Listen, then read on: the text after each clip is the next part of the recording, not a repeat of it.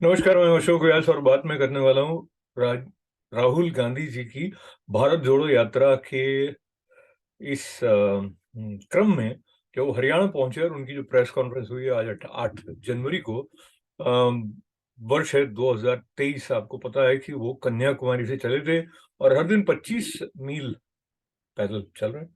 मील kilometre क्या confirm करना पड़ेगा। तो राहुल गांधी जी की बातें जो ऐसी हैं कि वो आपको चिंतन करने के लिए या नए ढंग से सोचने के लिए प्रेरित करती हैं। तो उन्होंने ये बताया कि भारत पुजारियों का देश नहीं है। क्रम में आई थी बात, पर साथ में वो एक तरह से अलग रूप से परिभाषित कर रहे थे कि भारत तपस्वियों का देश है। अब तपस्या कौन कर रहा है? कई लोग ऐसा कहते हैं कि प्रधानमंत्री नरेंद्र मोदी जो है वो तपस्वी है, पर राहुल गांधी जी के अनुसार वो तपस्या में नहीं, पूजा में भरोसा उनका है। और ठीक ठीक शब्द आप पुनः देख लीजिएगा, मैं बहुत अधिक उनकी बात से दूर नहीं जा रहा हूं। किंतु उनका यह मानना है कि वो तपस्वी हैं, वो तपस्या कर रहे हैं, कांग्रेस तपस्या करती है और भारत जो है वो तपस्वियों का देश है। ये तो बात हो गई क्लियर। और दूसरी बात ये हो गई कि भारत पुजारियों का देश नहीं है और कांग्रेस के अलावा ये आरएसएस और प्रधानमंत्री मोदी जो है वो पूजा में विश्वास करते हैं। और पूजा कैसी कि वो अपनी पूजा करवाना चाहते हैं। अब ये कहाँ उन्होंने ऐसा कह दिया या नहीं कह दिया, पर मुझे लगता है बहुत सारी बातें जो मन की हैं वो प्रधानमंत्री महोदय की, वो राहुल गांधी जी समझ लेते हैं। उनका ये कहना है कि वो बांट रहे हैं देश को, जबकि कांग्रेस ने अब तक कभी धर्म और जाति के आधार पर बांटने के क्रम का कोई कार्य नहीं किया है। एक और बात जो कि मुझे एकदम अलग सी जान पड़ी, जो कि मुखारबिन से प्रकट हुई राहुल जी के, और वो ये थी कि उन्होंने कहा मैंने राहुल गांधी को मार दिया है। ये उनके शब्द हैं।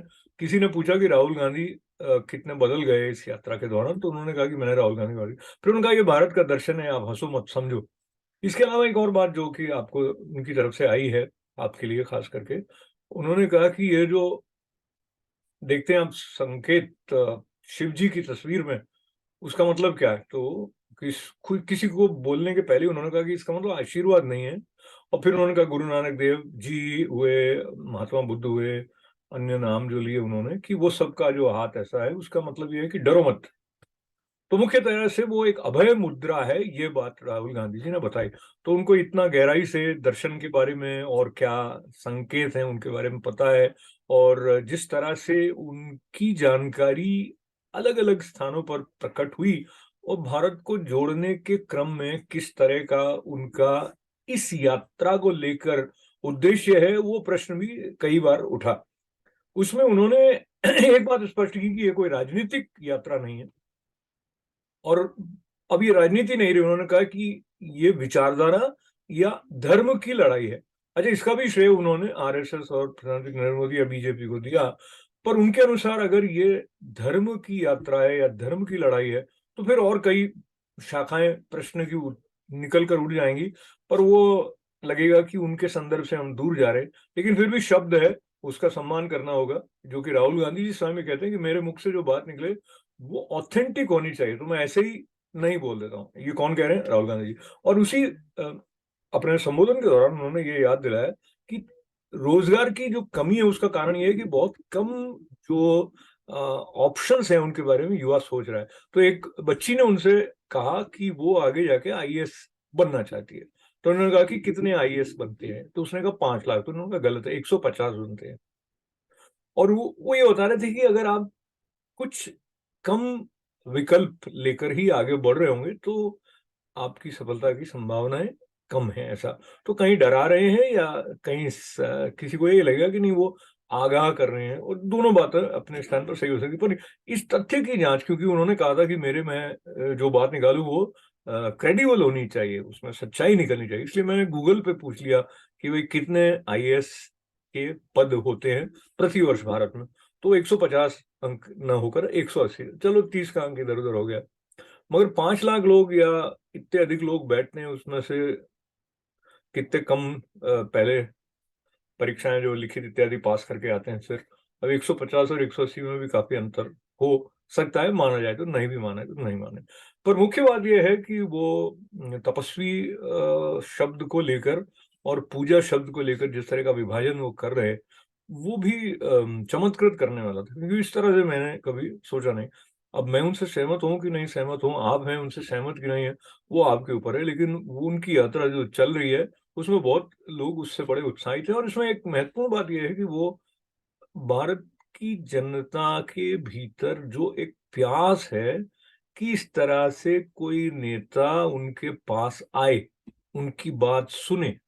तो जहां कई लोग उनको उपहास का एक पात्र बनाने के द्वारा अपनी रचनात्मकता का प्रयोग कर रहे होते हैं, वो उनकी इस प्रभाव उत्पन्न करने वाली जो क्षमता है, एक तो राहुल गांधी है, वो गांधी परिवार के हैं और सेलिब्रिटी स्टेटस तो उनका हमेशा रहने ही वाला है। तो उसके कारण भी कई लोगों को होगा कि आपके घर के बाहर से निकले तो देख लिया है, तो भीड़ तो इकट्ठी होनी स्वाभाविक है। अब वो क्या उसका मतदान के समय में असर होगा कि नहीं होगा, राहुल गांधी स्वयं उस तरफ आग्रह कर भी नहीं रहे। उनका ये कहना है कि ये राजनीतिक है भी नहीं और ये वोट जुटाने के लिए है भी नहीं। तो फिर कुल मिला के कांग्रेस तो राजनीतिक दल है ना, ये भी प्रश्न आ जाता है। और ऐसा कई बार हुआ जहां पर उनके संवाददाता सम्मेलन का संचालन करने वाले जयराम, जिनका नाम जयराम है, जय श्री राम से उनको उतना एक अलग उनका वक्तव्य रहा था, पर ये जयराम रमेश जी बार बार उनको कह रहे थे कि अब समय कम है और एक तो काउंटर क्वेश्चन पूछने की मनाही के अलावा, तो जो राहुल गांधी एक संवाददाता की बात पर पूरा अपना वक्तव्य दे देते, वो दूसरे की तरफ बढ़ने लगते, तो राहुल गांधी जी को कुछ और बात याद आ जाती और फिर वो तसल्ली से उसके बारे में भी बताते। तो मुझे एक बात बड़ी प्रसन्नता से भरी ये लगी कि राहुल गांधी के अंदर अभिव्यक्त करने का एक मन है उनका। और वो ऑफ कोर्स वो जहां भी प्रधानमंत्री जी की बात होगी तो आलोचना वाला जो उनका पैंतरा है वो बहुत अधिक मुखरित हो जाता है, किंतु फिर भी वो बाकायदा इतने लंबे लंबे पॉज देके सोचते हैं, सोचकर कुछ ऐसी बात लेकर आते हैं जो कि आपको लगता है कि यार ऐसा तो सोचा नहीं गया था कि तपस्या और पूजा ही अलग है, और ये पुजारियों का देश नहीं है, ये तपस्वियों का देश है। और पूजा भी क्या है कि प्रधानमंत्री नरेंद्र मोदी जी को आपने कई बार कई स्थानों पर पूजा करते देखा होगा, वो राहुल गांधी जी को शायद नहीं इतना दिखाई देगा। उनको ये लगता है कि वो चाहते हैं कि पूरा देश उनकी पूजा करे। अब ये उन्होंने कब कहा, कैसे राहुल गांधी को पता चला, वो तो मुझे पता नहीं है। उसके बारे में चिंतन करने के लिए मैं आप तक ये बात छोड़ते हुए फिर एक बार ये कहता हूँ कि वो बड़े दार्शनिक हो गए। दाढ़ी के अलावा भी जब कोई मनुष्य ये कहने की स्थिति में आ जाता है, इस सिद्धि को या इस अनुभूति को वो प्राप्त कर लेता है कि अपने ही बारे में ये कह दे कि मैंने राहुल गांधी को मार दिया है, और क्या इसका प्रभाव आप पर पड़ता है या आप इससे क्या अर्थ निकालते हैं उससे मेरा कोई मतलब नहीं। तो या तो वो अहंकार से बड़े परे हो गए, पर अगर अहंकार से परे हो गए तो फिर उनको ऐसा क्यों लगता है कि उनकी बातचीत और ये जो उनकी यात्रा है उसकी कवरेज मेन स्ट्रीम मीडिया तो कर नहीं रहा है। और कोई उनसे सवाल पूछे तो वो उसका जवाब देने से पहले कहते हैं कि ये सवाल आपने प्रधानमंत्री जी से पूछा क्या, उनसे पूछ सकते हैं कि नहीं। तो एक मिश्रित किस्म का भाव जो है उनके इस संवाददाता सम्मेलन को सुनकर मुझे मिला।